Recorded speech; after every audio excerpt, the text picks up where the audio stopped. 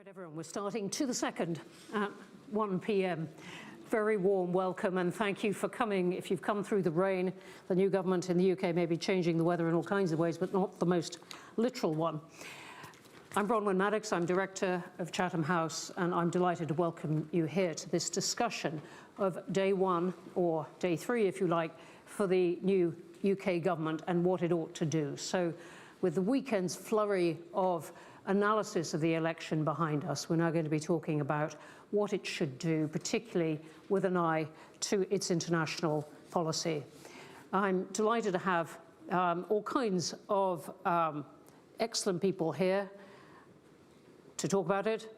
Simon MacDonald, Lord MacDonald, who was, among many distinguished things at the Foreign Office, its permanent Under-Secretary, and Olivia O'Sullivan, who's Director of our UK and the World programme here, Creon Butler, who's Director of our Economics programme, our Global Economics and Finance programme here, and on the screen, Sundar Katwala, who's Director of British Future and writes a lot about migration, immigration, how governments handle that, and Tim Benton, Distinguished Fellow here, who has helped set up our Environment and Society Centre. Well, welcome to them all. Let's start. I mean, Olivia, I wonder if you could start for us of just setting out what is, or what you think should be, let me put it that way, on the new government's mind as it looks particularly at how to position Britain in the world. And we've, Olivia and I put out a report, which I very much hope you've not only got, but read a couple of months ago, about the challenges facing the new UK government of whatever stripe we allowed for both. But not seeking to repeat the words of bombast that are sometimes attached to Britain's capabilities, but to look at what it realistically can do in what are not very quiet times. Olivia. Thank you, Bronwyn. And yes, I was going to say, we very helpfully wrote a report which we published about a week before the election was called, thinking about what might be the big foreign policy priorities for a future UK government.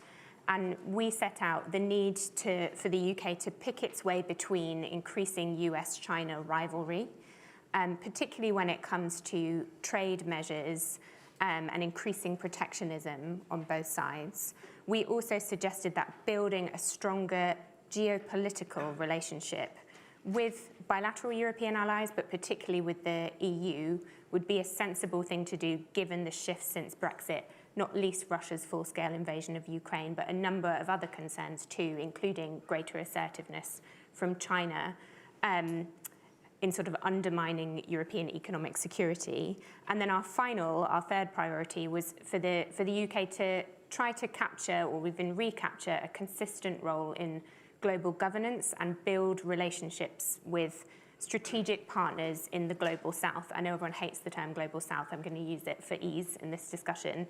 I think if you look at just the first few days of this government, certainly on the latter two, there's movement, and really interesting movement. So David Lammy has already met with German, Polish and Swedish counterparts. There have already been warm words about resetting the relationship with the EU, particularly to manage, for a long time Labour have been talking about a UK-EU security pact, and I think that's sometimes been interpreted quite narrowly as being about defence and about Ukraine.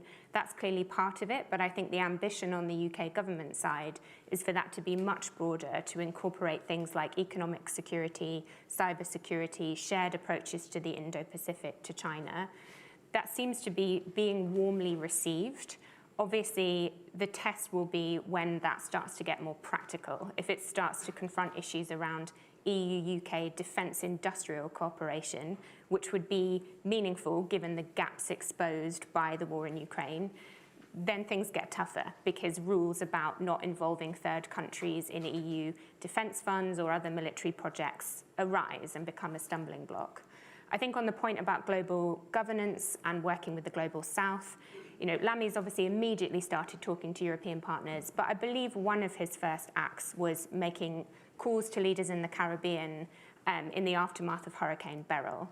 And I think the way this government might well frame those relationships is around climate. They've talked about this idea of building a clean power alliance, working with countries in partnership who are keen to accelerate the energy transition. That might be one of the ways they try to set a new tone on development. Obviously, the trickier thing there is sometimes goals around ameliorating extreme poverty and dealing with climate. They don't always work together perfectly well. And we can see countries that are particularly suffering from climate-related disasters are impatient and frustrated with the slowness of delivery of things like climate finance and the response of international financial institutions. So we'll have to see if the UK can play a role in that. The final one, the other priority we suggested was picking a way between this increasingly difficult US-China rivalry. There's been less immediate action on that. To be fair, it's been 3 days. But I think because that's fundamentally a lot more difficult, you know, the US election looms in November. If it is Trump, there will be big questions about the US's commitment to Ukraine and what the UK and European allies can do in response. But there'll be all kinds of other unpredictabilities that introduces into the system. On China, what Labour have said has mostly been quite close to what the previous government have said.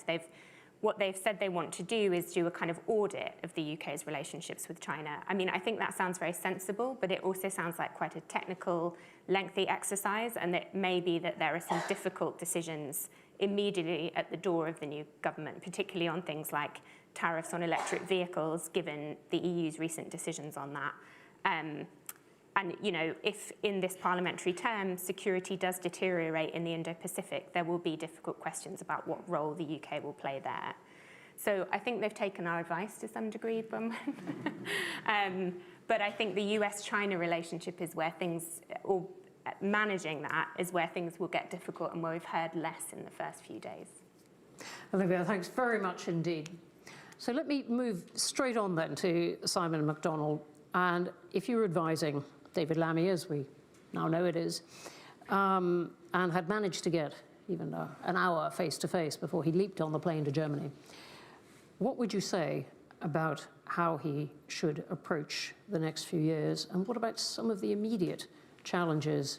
Ukraine, Trump, Indeed. And Gaza? All of the above. But the first thing to say is that the UK immediately has more clout on the international stage because we have a clear government. For years, we've been mired in our own stuff. We've had a government that was finding it very difficult to keep things together domestically, and of course that is seen overseas. In a very telegenic way. The cameras have loved it. They have indeed. And now we have a brand new government with a huge majority, a new team of people, and interestingly, maybe almost uniquely, people who have been prepared for the jobs they are now doing substantively. So as far as I can make out, only one person from the shadow cabinet is not doing the job that they had been shadowing. So this, I think, gives us clout and coherence on the wider international stage. And that's quite like 1997. But the biggest difference is that we count less than in 1997. One of the most interesting facts put before the electorate in the campaign was in David Lammy's first speech, when he pointed out that in 1997 the UK's economy was as big as China's and India's combined. And now India's economy is bigger than ours, and China's is 5 times bigger than ours. So we have this coherence, and we, I think, are going to command more attention, but it's not the same as it was at the end of the last century. All that said, the new boy, the new team, David Lammy, will be given a close hearing, I think already is being, in Berlin and the country estates of Poland and Sweden. And you've mentioned the main topics. Absolutely, I think the top is Ukraine, because this is a war that Ukraine must not lose, and if possible, Russia should lose. And this is going to be very difficult to manage, especially with the second challenge, which is the prospect of a second Trump presidency. I think that is going to absorb a lot of time in private with foreign ministers and prime ministers, because Trump 2 would be more difficult to handle for the rest of the world than Trump 1, because Trump has learned a lot about how the system worked first time round, and one of his frustrations is how not the deep state, but the existing state, the massive state, was able to slow roll him. And he will not allow that next time. So how America copes, how the rest of the world copes with that is massively important. And I agree, your third challenge in the Middle East with Gaza, this is a conflict that needs to stop. And I think the new British government can be part of the coordinated effort to get the government of Mr. Netanyahu to throttle back. Something that we believe Keir Starmer, according to reports, has already told Netanyahu. Just briefly on that one, given the election results and some significant Labour figures losing their seats to people who were running simply on the Gaza issue, is he going to be pulled in two directions, between loyalty to the US on one side and rising passions about Gaza on the other? A couple of things. First, the majority is very large, and although that was a very striking feature, he doesn't have an immediate reason to panic. And second, that I think Starmer and his team are principled. And I think they've set out a Middle East policy which I think they believe in, and I think they will stick to it no matter the squalls. And having a big majority helps you do that. It was one of the most interesting things that happened Friday morning, was seeing these protest voters win seats. Over time, most single issue people degenerate in our politics. They become less influential and important. The Labour government is at the beginning of 4 or 5 years in power. I think they will look at this issue over that length of time rather than panic react. Okay, thank you for that. We'll come on to Nigel Farage, who has hopes of not following that trajectory in a moment. And so I'm coming now to our next three speakers, who all specialise in an area that is more difficult for the incoming government.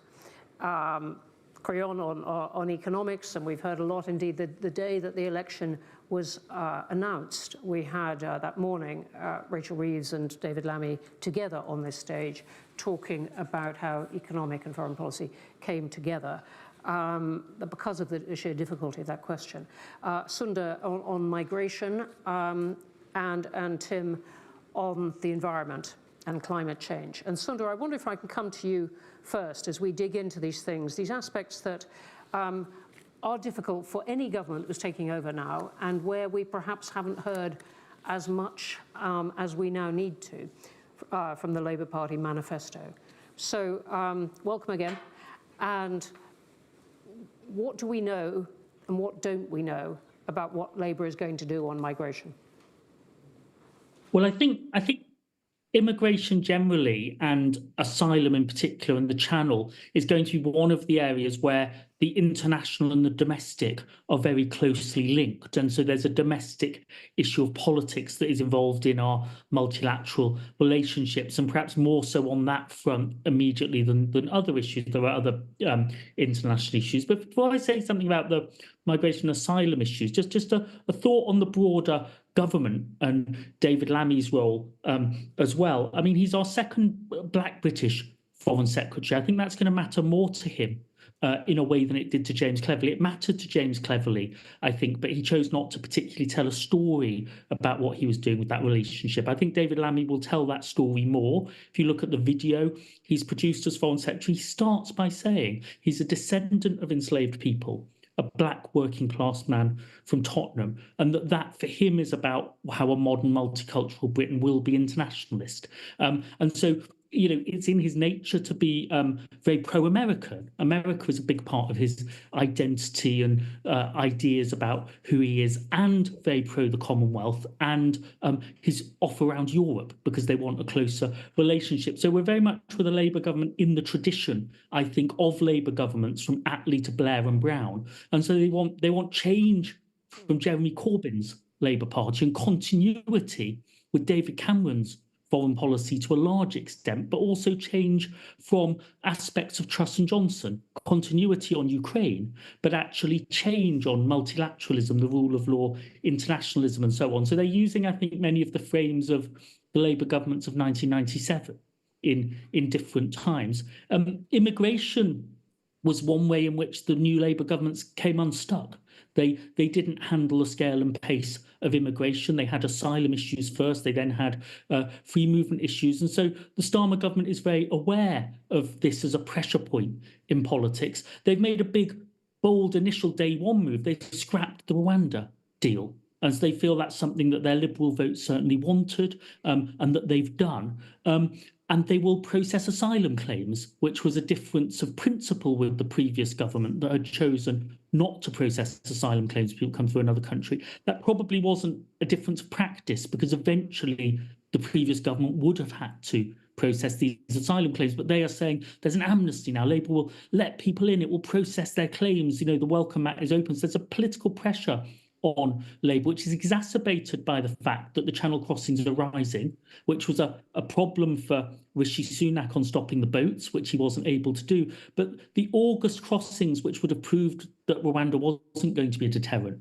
could now be used to prove that scrapping Rwanda was a problem. And so, as well as wanting a functioning asylum system and processing the claims, getting the costs down at home, putting that back into place, they've got to think about what are they doing to regularise the flows or manage the flows. There's a lot of border force command type activity, more cooperation. They can say they're spending more time and energy on things that will work and things that won't, but all governments have tried to do that.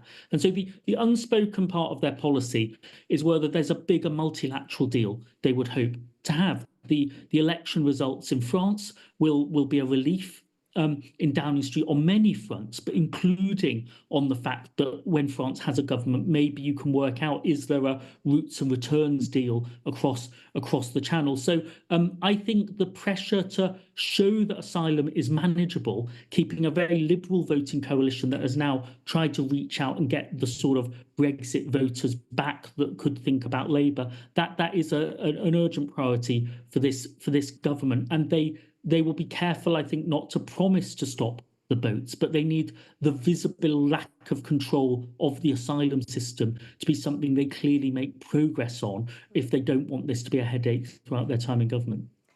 I noticed that in his first speech outside 10 Downing Street, Keir Starmer said all the other things he said secure borders, putting that weight on it, and no doubt with thoughts of reforms, success in these elections in his mind as well.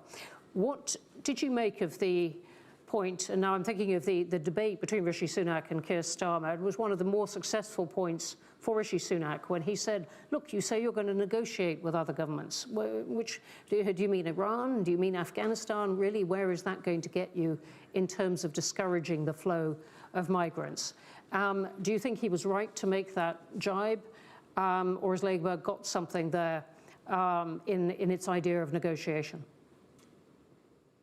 Starmer had a clearer answer to give, and Sunak, I think, was on shaky ground. But Starmer has a sort of slightly asymmetric voice here, whereas he wants to promote the control aspects of his policy more than the sort of humane and processing and get a system back in place aspects, because his answer to the question would have been, well, for Syria and Afghanistan, the acceptance rates are 98 or 99%. So my policy is to process the claims. I'll be granting those people refugee status, but they're all on limbo. So I'm not granting them refugee status. At the same time, only 1 in 10 claims from India, 1 in 4 claims from Bangladesh are granted when they're processed, but we're not processing those either.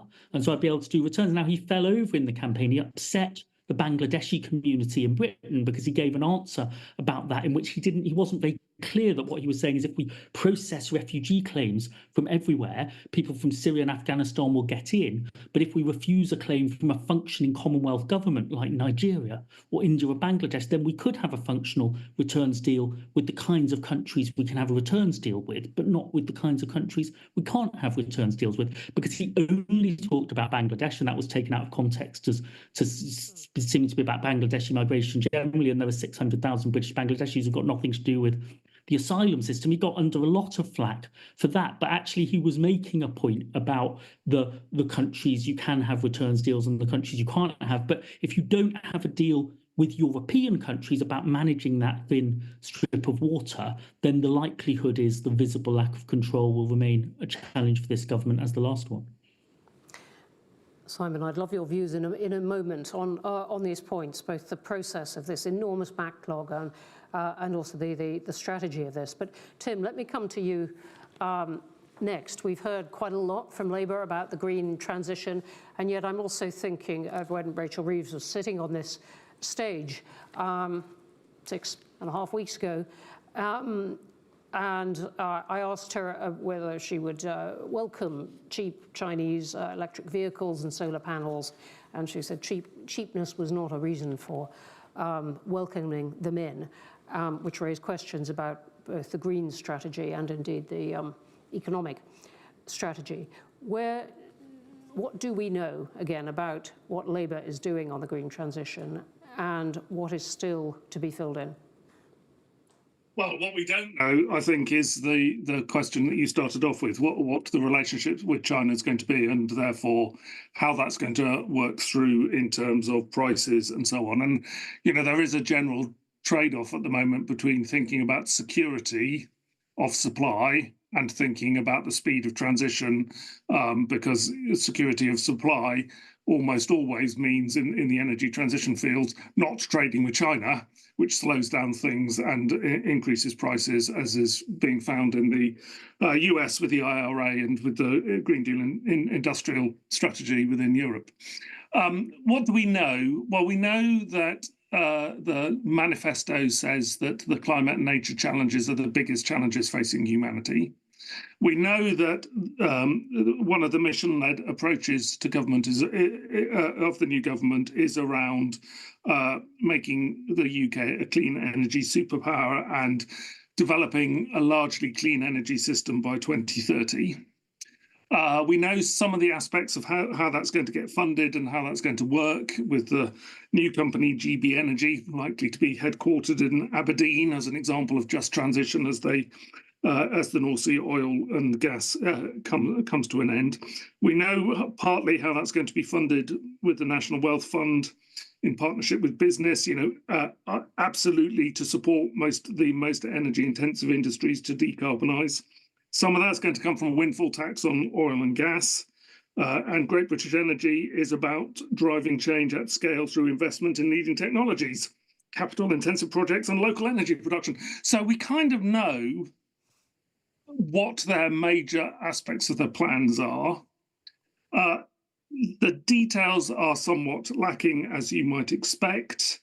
There has been a lot of scepticism about whether clean energy by 2030 is achievable.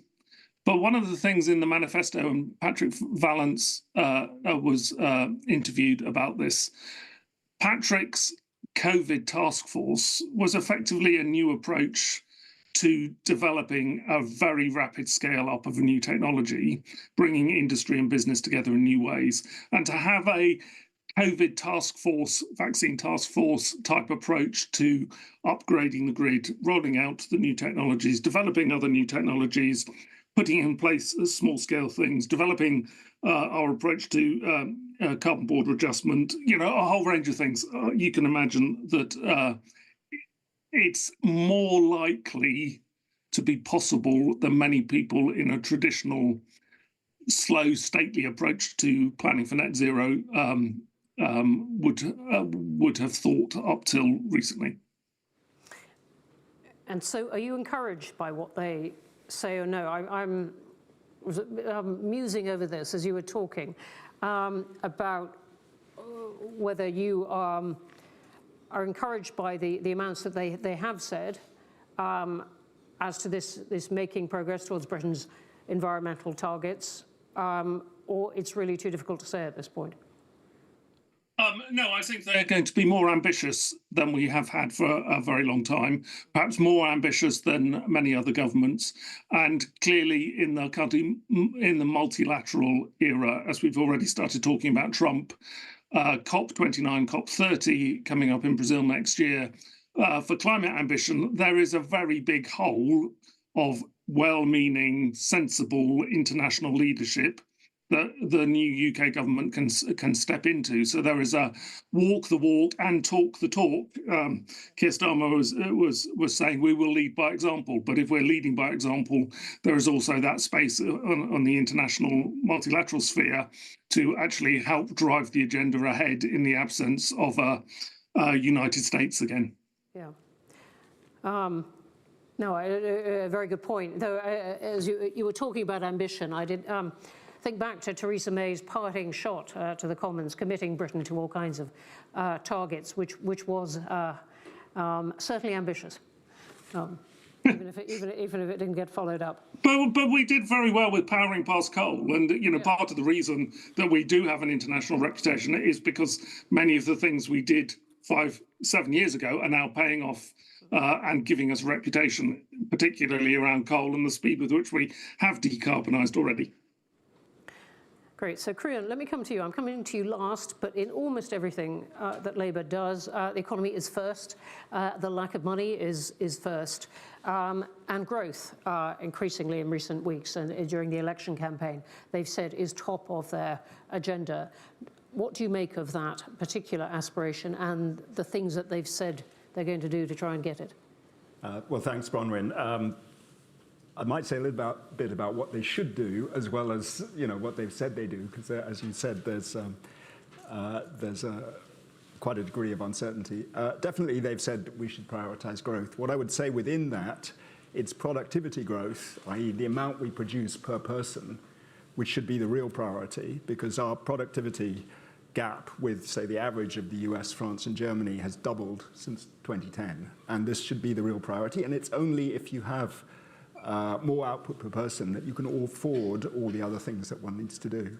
Do you mean productivity in the public sector as well as the private? Across the board, across the whole economy. And so then the question comes is, what are the main areas in which you can work on productivity growth? And I think the leading one, which they have identified, is investment.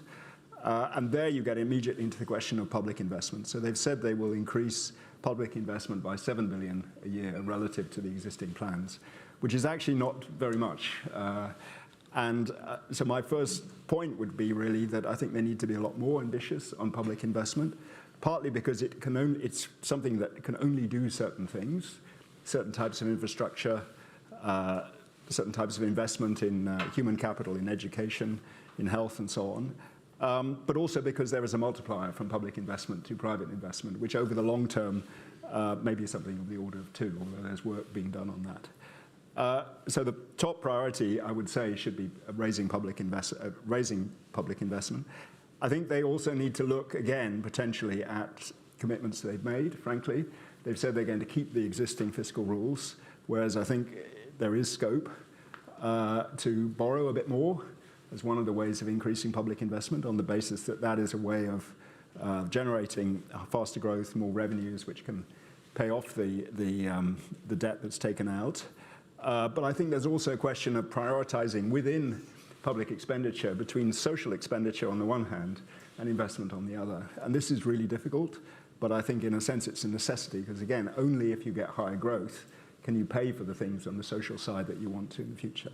Having said that, there are aspects of social expenditure, particularly health and education, which lead directly into the productivity to the productivity challenge. So, for example, we have 500,000 extra inactive people since the pandemic, and the data suggests this is due to, in part, longer NHS waiting lists, particularly to do with mental health. And so there are issues around how you prioritize your health expenditure in order to tackle that particular issue. And then similarly on education, one thing we know over many, many years is strong public education boosts productivity. Just moving to other things that have been partly mentioned, regulation clearly can play an important role in crowding in private investment. This is not sort of trust type, no regulation at all. This is actually smart regulation and certainty in regulation. So avoiding the kinds of things that we saw with Prime Minister Sunak, where he suddenly reversed course on a number of green targets. Actually sticking to those targets is a way of bringing in private investment in those areas. And for example, the National Grid is committed to spend 30 billion on the infrastructure network. But that's linked. I think I've lost track of the number of companies who said we can't invest in Britain until there is a proper power grid, which for their purposes there isn't at the moment. The one thing I would sort of caution them on in relation to regulation is the City of London is coming forward and saying, oh, look, we want all this additional liberalisation, changes in the financial services regulation. Just remember, back in the 2000s, it was too lax financial regulation that led to the global financial crisis. So I'm not saying there isn't change to be made on financial regulation, but that would be an area where I'd be particularly cautious. I think the further point I would just say is the international engagement aspects of boosting productivity growth. And I think there are three that are worth focusing on. First, the relationship with the EU that's already been discussed. I mean, there's nothing we can do in the short term about the output loss as a result of leaving the EU, which estimates are sort of an average estimate, say 3% of GDP loss already relative to the alternative scenarios.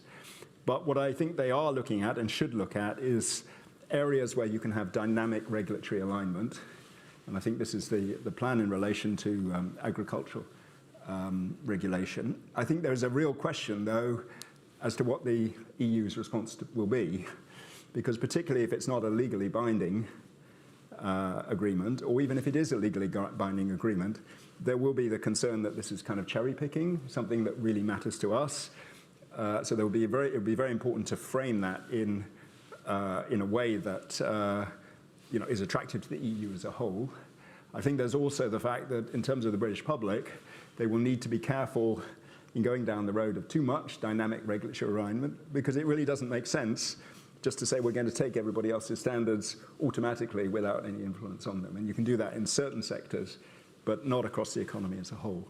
The other two areas on the international side, I think, firstly, you've talked about the sort of fracturing of the global economy. And I think here it is really a question of, as you know, the US National Security Advisor talks about small yard and high fence. I mean, I think we should do that, but really, really mean it. So the areas in which we should focus on strategic industries in the UK and investment in them are the ones that are really critical for national security. And in the other areas, we should be ready to look at the way in which, if we were to impose further restrictions for possible national security reasons, you actually fragment the global economy and you reduce growth. And I think we should be very cautious about doing that. A bit like when Oliver Dowden came here and he described the previous government's policy, he was very, very clear about the sort of limits to which they would go in that space. And I think that's probably an area that's not naturally in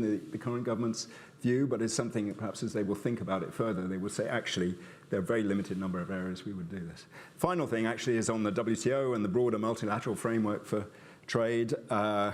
One wishes that the WTO would have another burst of life. I think particularly with the prospect of a Trump presidency, this is very unlikely. So then you say, well, what are the alternatives? And the one truly liberalizing international trade arrangement that's out there and potentially can grow is CPTPP, of which we are part.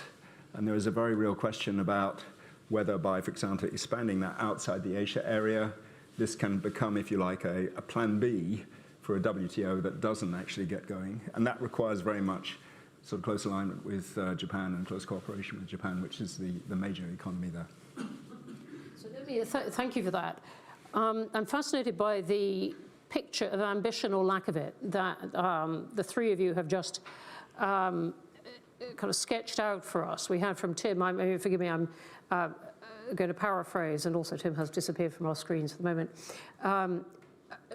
Tim, look better than we've had from a long time in environmental terms, from Sundar, if I've got it right, look, manageable, but we've got to still see what the detail is, and manageable depending on some questions of process and so on. And from you, Crian, I think you're saying you feel it's not ambitious enough. I mean, if the government did all these things you've asked for and the winds of trade, meaning regional trade agreements and so on, all went this way, would they get the kind of growth that they need to unlock? I think it's hard to say how much they will get. But actually, I mean, in a sense, putting it very bluntly, not doing stupid things will help a lot. Being consistent will help a lot. And then you do these things on top. And I mean, it will get them in the direction that they want to go. Whether it will get all the way to the level of productivity growth that we had even during the 70s, 2% per annum and so on, I'm not sure. But it's certainly the direction of travel. And these things can be cumulative in a way, that particularly in terms of the business confidence effect. If you have a series of policies which, one on top of the other, give a very sensible, pragmatic, but also an approach where they actually have difficult technical issues that they go in and attempt to solve rather than sort of ignore or skirt. This can be quite constructive in terms of building investor confidence and private sector investor confidence. So it might work. It may not get as far as they want, but it would certainly get them in that direction. Simon, let me come back to you on this. You've been a civil servant, a distinguished one for a long time. Olivia, I might come back to your past in the civil service as well, the Foreign Office as well. But Simon, I'm wondering how doable you think this is. And we had, certainly in what Sunda was saying, a lot of emphasis on being able to improve these processes. There's an awful lot we read every day about how government doesn't work very well. This or that is broken. Crian was talking about not doing stupid things, but I am presuming, maybe naively, that people don't sit around a government working out how to do stupid things. It simply happens, and in retrospect, whether it is the form of the water regulation or whatever, I think maybe we would have been better not to do it that way. So just in terms of doability, we've got this new team coming in, all this aspiration, they're on planes already all over the place. How doable is what they're trying to do? And how would you improve that I think it's manageability of it? Quite doable. But I mean, of course, they're on day 3. But two things which they've signalled. Easier than day 6. Maybe. But two things they've signalled right at the start, which I think will help them. One is there is a modesty about their ambition. I mean, the slogan, "Stop the boats," was always implausible, probably ludicrous, because no government could stop the boats. So, a measured approach that involves talking to other governments, to talking to our neighbours, I think already helps them.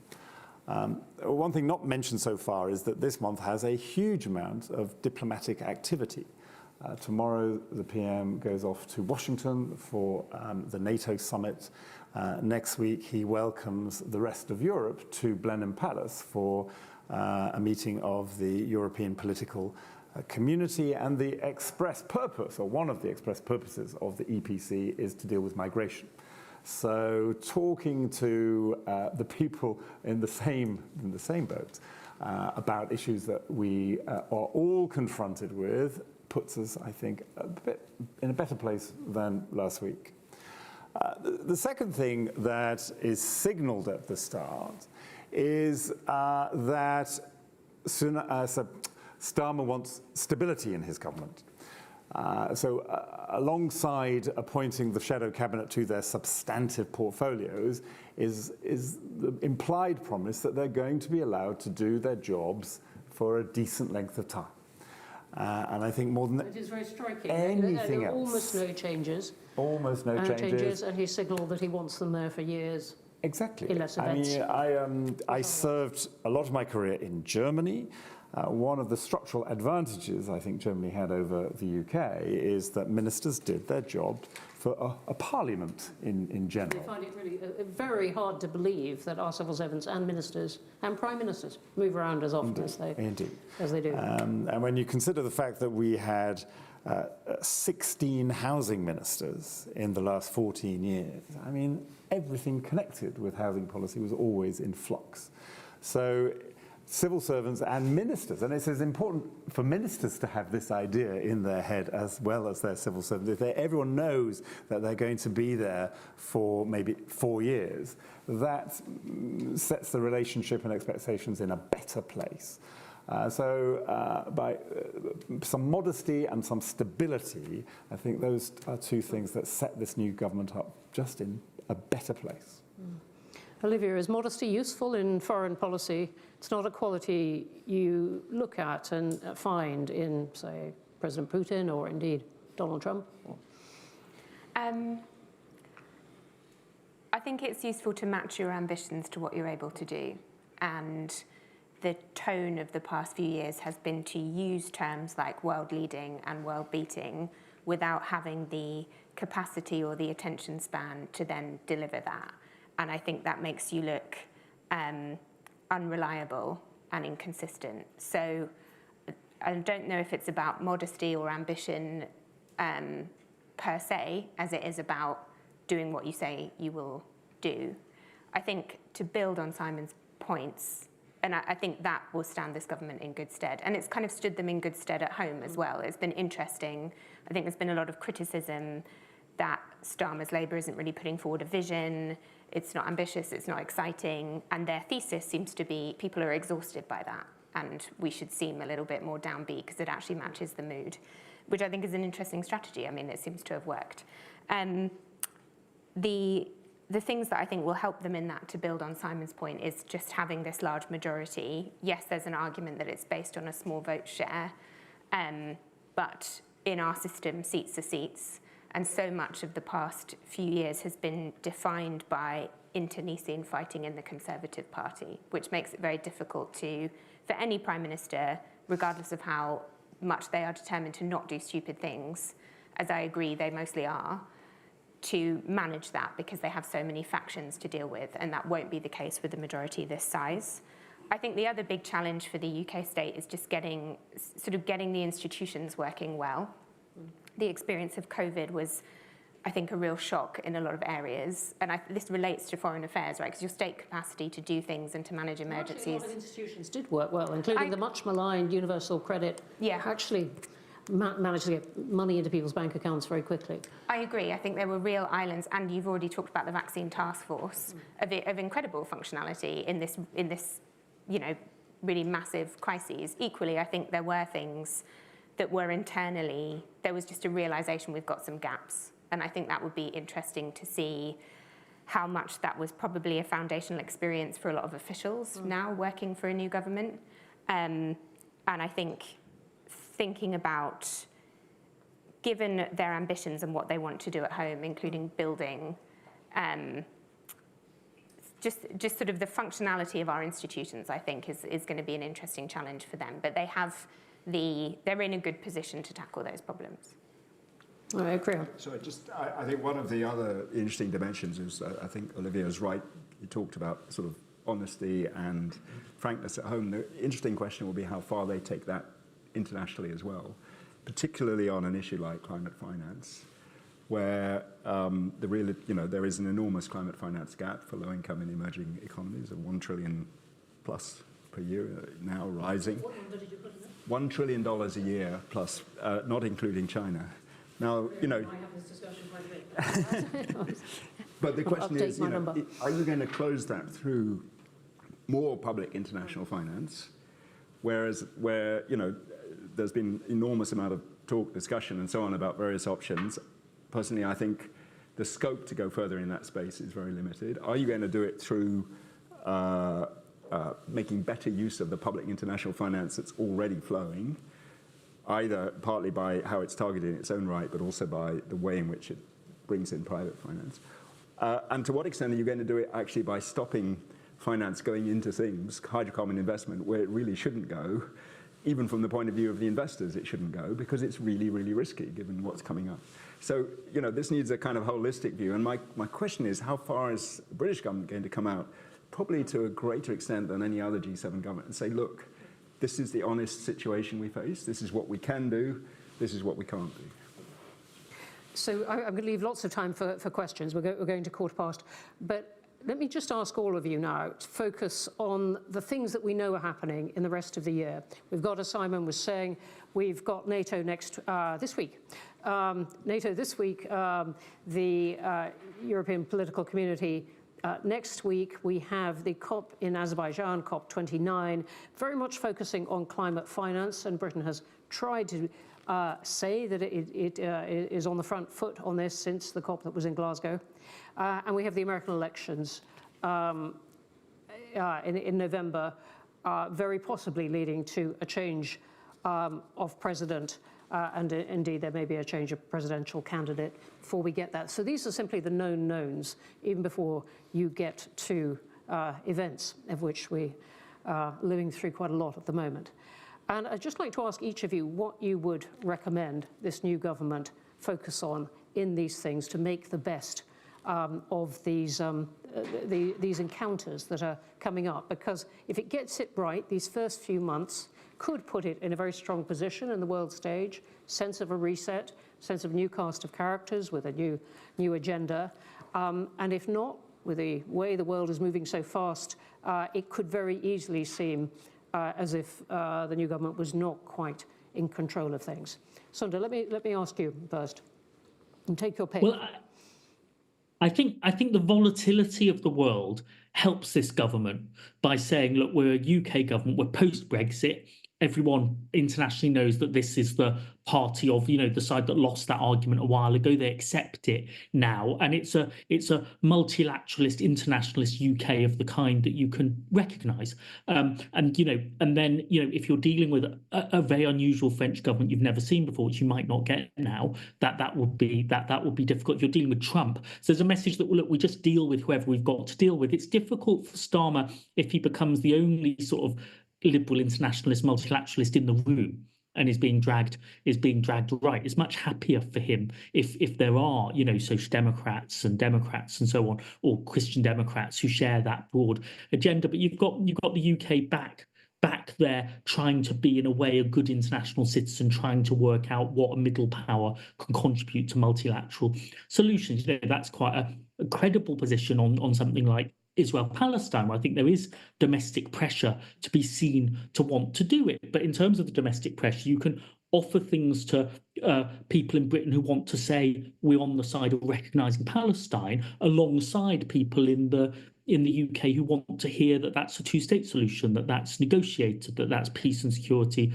for Israel and Palestine. So that kind of traditional middle position is what they'll want to do. But events, I think, will change it. And one of the wild cards is, yes, there probably will be a change of American presidential candidate. And I think people are increasingly thinking in the next couple of weeks there could be a change of the president before that, because if you're going to run Kamala Harris for the presidency, you might want to run her as the president. So there might be all sorts of surprising events. But I think Starmer is very committed to the European Convention of Human Rights, the multilateral framework, and then you try and make those things work. It'll be difficult for him if you get a tilting. The Conservative government was very much looking for the governments that wanted to disrupt that, such as the Italian government. If you see a tilting where he's isolated on that, I think that will make it harder for him to make multilateralism work.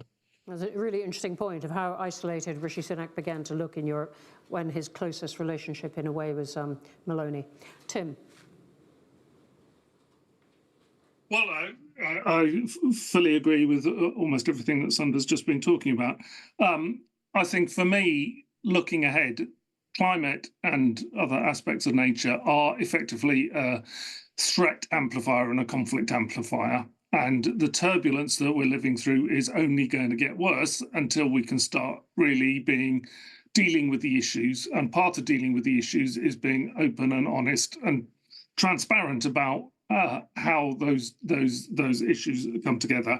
And we haven't really had a proper, trustworthy, open debate in any political system because of a whole range of the politics of climate change. And I think there is scope here for the UK to reinvent itself as a trustworthy country. We've gone backwards a little bit over the last few years, as a country that wants to be multilateral, be cooperative in a world that's increasingly competitive. And I think there's a huge leadership role there for just being upfront about, yes, it's difficult, the world is difficult, but we can't have it all. Which bits are we going to have to get us through? As Krian was saying earlier, we need to be just much more, not gung-ho, but we need to be more ambitious about taking the action that's needed, and we need to recognise that there are risks all around us and the world is full of trade-offs, and we need to have an open and honest and transparent discussion of those trade-offs in order to form good policy. Over. Thanks. Simon, and you can answer any part of it, of what we know is coming up, but I must say I'm particularly interested in your views on Europe. Well, I find very close to the previous two speakers, Sudha and Tim. I think we need to rebuild relations with Europe, particularly with Germany, Brussels and Paris, because everything else that you're talking about, we will need that group. Like Olivia, I've been a bit allergic to the idea that the UK is world leading and world beating the whole time. You know, we need to be part of a partnership. We need to be part of a group that is effective. And our immediate neighbourhood looks to me most promising when you consider everything on the wider international agenda.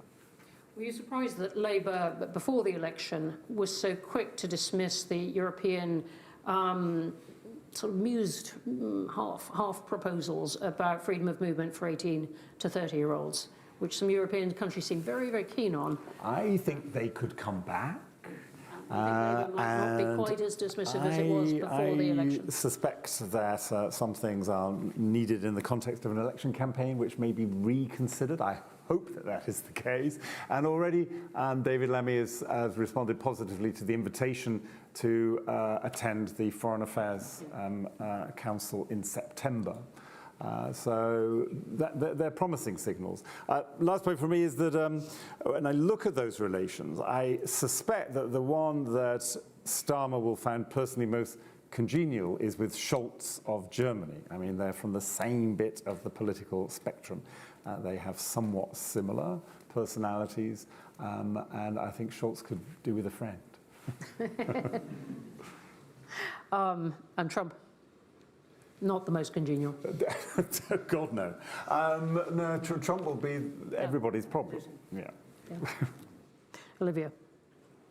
I mean, I agree with a lot of the points already made, so I'll try to add one.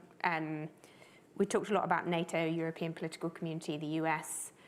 I think the next government should prioritise those things, and there's a lot of repairing and rethinking to do in terms of European relationships. But I would add the G20 and add the context of many more activist kind of middle powers in the world, a difficult few years in terms of developing countries and emerging economies, feeling there was a sort of poor global effort on COVID, a poor global effort on the economic effects of the inflation surge and the invasion of Ukraine. I think this will be in David Lammy's wheelhouse, and he will be interested in it. But I think there are lots they could do in terms of rethinking some of those partnerships, and focusing rightly on European and US relationships shouldn't mean we ignore some of the interesting ways the world is changing. Krian? Well, climate finance would be one, as Tim has said. I think the second is engagement with China. And when Lammy was here as Shadow Foreign Secretary and we asked him about this, he said, well, I'm going to go to China. He didn't say much else, but he said, I will go to China. And I think the issue there is whether the UK can actually show how you can actually engage with in those areas where there is very strong mutual interest. So climate change is one, but also, for example, sovereign debt distress in low-income and emerging economies. The Chinese are now much more willing to work around the sort of Paris Club process than they were before, and this is sort of evidenced by the level at which they're engaging. So there is a question about whether the UK can play a role in helping to assist that, not actually through, I think, large-scale debt write-offs, but through liquidity management. And then there are other issues around the fracturing of the global economy, and going back to what I was saying about, restricting where you're actually doing your national security stuff to where it's really needed and not spreading it around. The real question will be, how do the Chinese respond? And also, how do we avoid the trap of the golden era that we kind of lived through before? George Osborne and David Cameron. Indeed, which was, my sense, really didn't help at all to be in that side of space. So it needs to be, rather than everything is now wonderful, it needs to be we are working in areas of mutual interest, but we still have strong disagreements in other areas, and this is what we have on offer, and see what kind of response we get. Although the golden era is easily made fun of these days. I mean, China and its leader have changed since then. So, same leader. It's not the leader, yes. Same leader is exactly the same.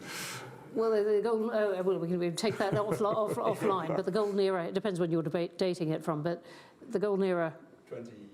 Cameron. All right, Cameron. Yeah, I'm sorry. End of 2015. State visit. Yeah. I would say earlier than that. But anyway, point taken on that. Let me just ask you, as you were talking about foreign investment and the need for that and how much Labour's plan depends on that. What do you make of, we don't have many decisions of the Labour government 1 or 2 days in, but the reaction of Jonathan Reynolds, the new business secretary, on Tata Steel and Port Albert saying, look, we're going to look again at this deal. No, you can't jump straight to your new arc furnaces. We need to look at jobs again and the preservation of jobs there.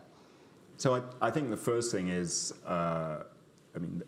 you can spend an enormous amount per worker through the kind of subsidies that you're putting into these kind of technology areas. Doesn't mean it isn't worth doing, but you do have to remember there's whole other parts of the economy that you're not spending money on.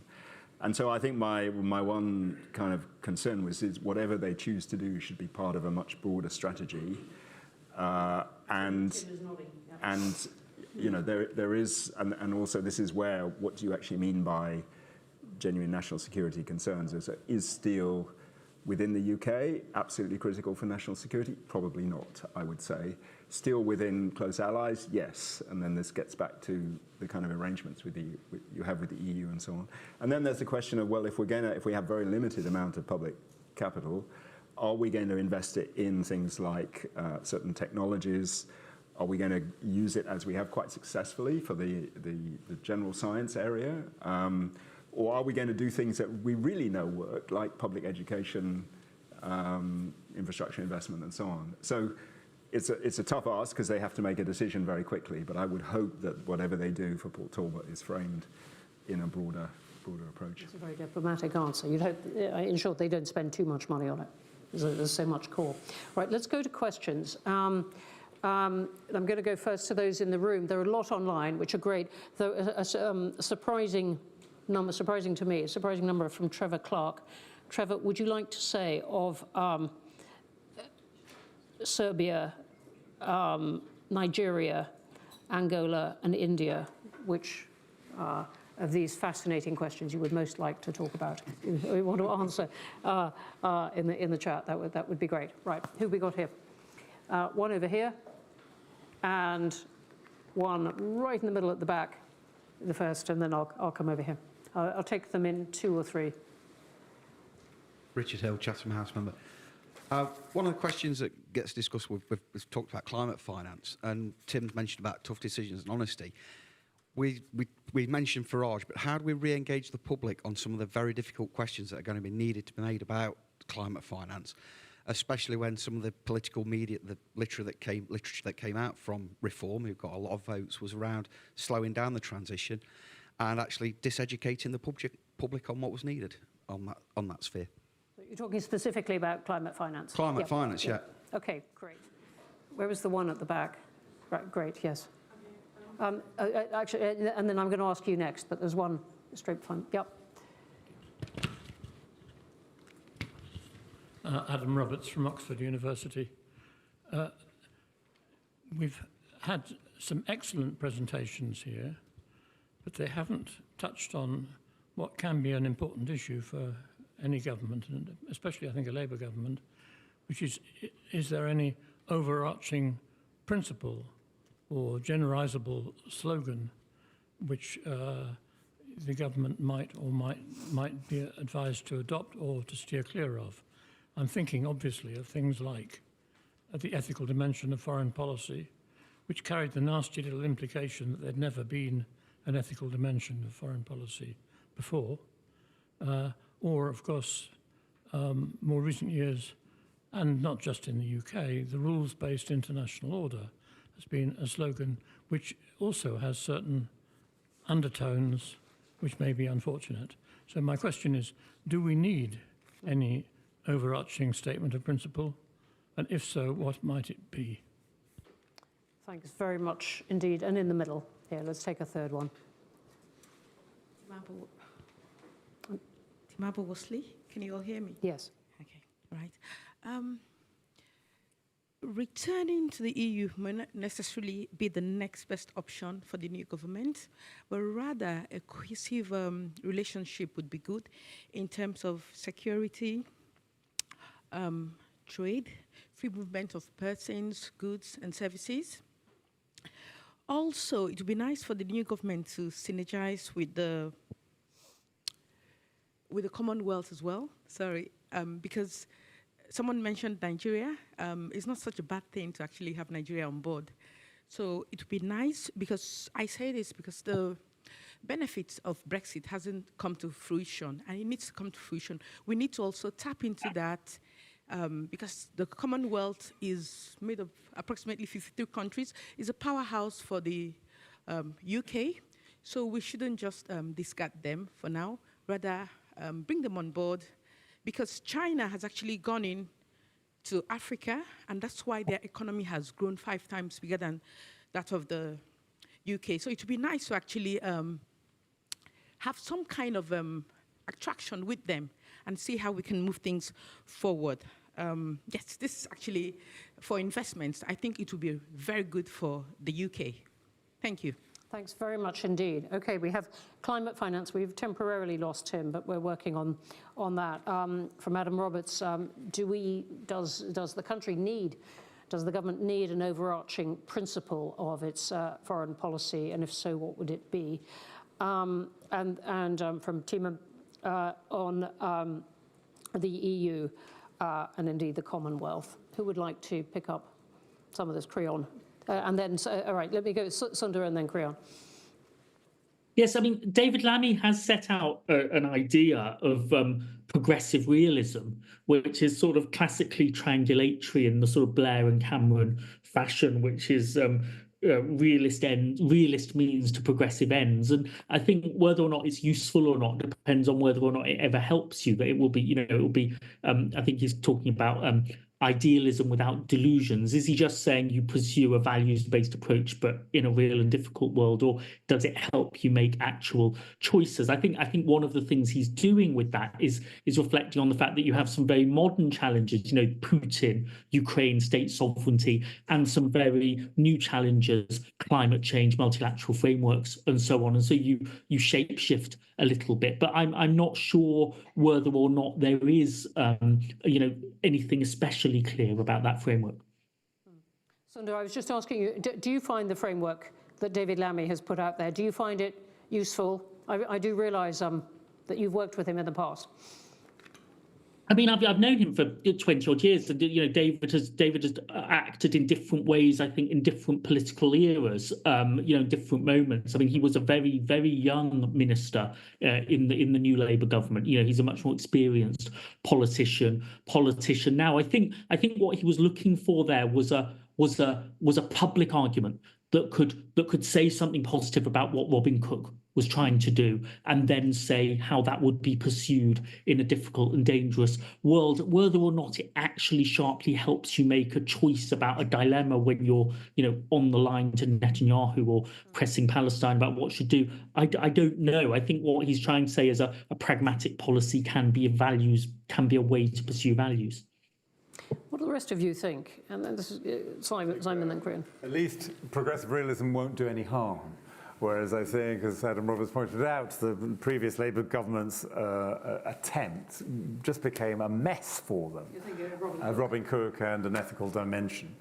So I, having done it for 38 years, these labels I find, to answer Sundar's question, very rarely do they help you make the difficult decisions.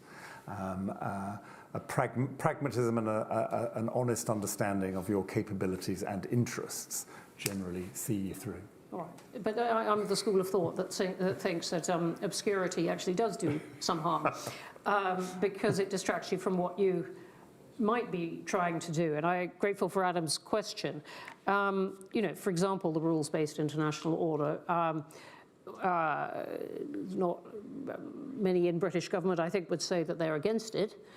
On the other hand, if they're upholding it, many countries would say, look, we weren't around when those rules were written. And what about these double standards we now think many countries who are part of that order are guilty of, particularly the US. And in that context, it's a good thing that the government ditched the Rwanda scheme. Carry on. So just to follow Simon, I mean, I think it's much better to build, if you like, your framework through specific things you do. So say if you take Israel-Gaza, if the government drives through a very sound, solid, international human rights-based policy there, and that sticks to that, that in a way signals its broader approach.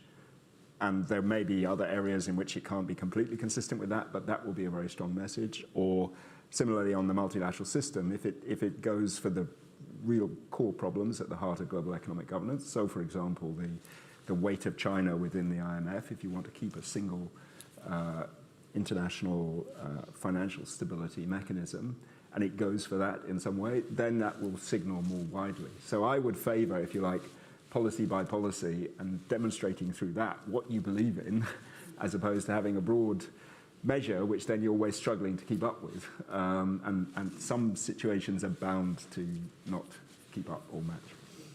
Olivia, do you want to add anything? I mean, I think I agree with those points. I would only say, it's interesting the way Stam is quite... There are some things domestically that are very similar to Blair, but one pretty striking difference is I don't think Blair came in with this really distinct foreign policy vision, but he obviously became this real liberal internationalist, and we are just in a different era. I don't think that doesn't mean you shouldn't have some kind of guiding vision, but I think there is a bit more realism, to use Lami's term, not in the international relations sense, but just in the practical sense of what we're able to accomplish in other countries and with other countries, that I think is probably hard learned. Adam, these are very practical, pragmatic responses. Do you agree? Yes, always. Yes. Not always, I think. Right, let's have some others. One here on the aisle there. Right over at the side, yep. And I'll try and get three in this time as well. Sorry, who's got it? Yes, please, go ahead. Hi, James Siskind, Chatham House. In terms of Britain's place in the wider world, Labour have floated the idea of Singapore upon Thames as a means of remedying an otherwise lack of connectivity in a post-global world. How realistic do you think this really is, especially considering Labour's already pledged to axe the non-dom status? I'm sorry, I didn't quite catch that. I always thought it was a part of the Conservative Party that promoted the idea of Singapore on Thames. Yes. Okay. We can certainly talk about we'll come back to that. Let's take another couple right over, yes, in the white shirt, right on the edge. Thank you. My name is Zoe from the Coalition for Global Prosperity. We focus on development. My question is around how do we restore our credibility on the world stage when that's sort of like taken quite a hit in the last few years, especially given there's a bit of reluctance to jump back to 0.7. So how can we kind of repair that, or how can the Labour government begin to kind of have that conversation? Thank you. Great. Let me take that one in front of you, just on the aisle here. Hi. Again, back to the economy, which, as we all know, is critical. If you'd like to say who you are. Sorry, Dominic Carrotty, member of Chatham House. It's all very well saying that we're going to go for growth, and that's a big subjective. Realistically, what can the government do to actually instill growth? I've heard no Thatcherite thing that we're going to get entrepreneurs up and running or whatever. So how can they really kickstart the growth that's needed to pay for all the else that we need? Okay, thank you. And I'm going to add one from online, from Satoko Yoshiyama, talking about the strength, the connection with the EU, and saying, what about Ireland, particularly considering the situation with Northern Ireland? All right, well, we have the one at the beginning where you began to take us into Singapore on Thames, development, the economy, and Ireland. Creon. So very quickly, Singapore on Thames, I think it's important. Singapore is not a lightly regulated economy. It is actually a very unique economy, very successful one, but it was very hard ever to see how that could be a model for us. As I said in my introduction, I think the key thing is, yes, we need regulation. We need effective regulation that crowds in private capital, and that in the key sectors like the global economy, but also regulation that ensures we have proper competition within the UK. So in the competition and markets area, it's really crucial that we do act against monopoly behavior and so on. So I think it's all about the quality of regulation rather than not having regulation. On 0.7%, I was never actually a fan of 0.7%. It's a kind of input measure rather than an output measure. So I wouldn't be in favor of going back to that. I think I would focus much more on what we can deliver in particularly in the climate finance area, but also in the other areas of the SDGs, through a range of different types of engagement, one of which is aid, but it can also be, for example, in the area of helping to improve governance and other issues of that kind. And then finally on growth, well, my prescription was public investment, find the space to do more public investment, more than Labour's currently planning, smart regulation, as I've said, and then these international engagement, particularly with Europe, but also with Asia through CPTPP, and then being very careful about fragmentation on the national security side. Creon, thank you. And Richard, sorry, I left your question dangling because we've lost him, and I think it looks like we've permanently lost him. Your question on climate finance, but I would just add, including to those online who are asking about Africa, Hennis Neguizi and Trevor Clark as well, that a lot of countries are asking Britain, it seems to me very explicitly, to do something on climate finance if Britain wants their support and engagement on many other fronts. Where should we go? Sundar? Yes, there's a question about Ireland. Ireland and Northern Ireland are much more important to Keir Starmer, I think, than people realise. I think he'll have a very traditional, British government relationship. I mean, we had 30 years of a really, really constructive UK Dublin relationship from the Anglo-Irish Agreement up till Brexit, and that was incredibly productive. That has been disrupted quite significantly. I think there'll be a desire to get that back. But why I say it's important to him personally, he's quite late to politics, coming into Parliament in 2015, in his 50s, having had his legal career and his prosecution career. One of his formative political experiences is actually working on the police service of Northern Ireland and the cross-community dialogue and reform, and how it's sort of classic kind of conflict resolution, constructive way to do that. And that's something he's very proud of, and that he's got connections there and so on. So having the sort of post-Brexit UK Dublin relationship, just in a positive place will matter to him. Now, other things could happen. If you had a Sinn Féin government in Dublin or something, you'd be dealing with a new reality. But I think that part of his story isn't very well known. It's in the biography of him that's been written by Tom Baldwin, and it's one of those areas where, in a way, you'll see him back in that bipartisan British sort of mainstream political space that looked a bit disrupted in the last 5 years. Can I ask, Simon and Olivia, could I give you the last word, but can I ask you to turn towards this question of development and, separately, Africa, relations with some of the key African countries, which Timo was asking about, also with relations with the Commonwealth. We've had an online question about Nigeria. Do you see this being distinctly different, and what do you think the government should do? A couple of points from me. One is that one thing I think the election has settled, which I think is very useful to our overseas efforts, is that the FCDO is here for keeps. There's a lot of hope in some Labour circles that they will be split apart again, and that was, very disruptive to getting the new department off the ground. The fact that Lisa Nandy is needed in culture, media and sport means there's only one minister in cabinet now. So I think the FCDO will be a more coherent ministry, and in that ministry, Africa will be a key element. The Labour Party has always, apart from David Howell in the Conservative Party, always been more enthusiastic about the Commonwealth than the Conservatives. So I think that it will be seen as a useful multiplier for other efforts internationally. I would agree with the points that the discussion on this in the UK tends to get consumed by two quite technocratic things, spending 0.7% of gross national income on development and whether you have a separate department. It's not that those aren't important, but they rather consume the debate. I mean, the only thing I would add is, so if Labour is not bringing back DFID, okay, there were too many machinery of government changes before.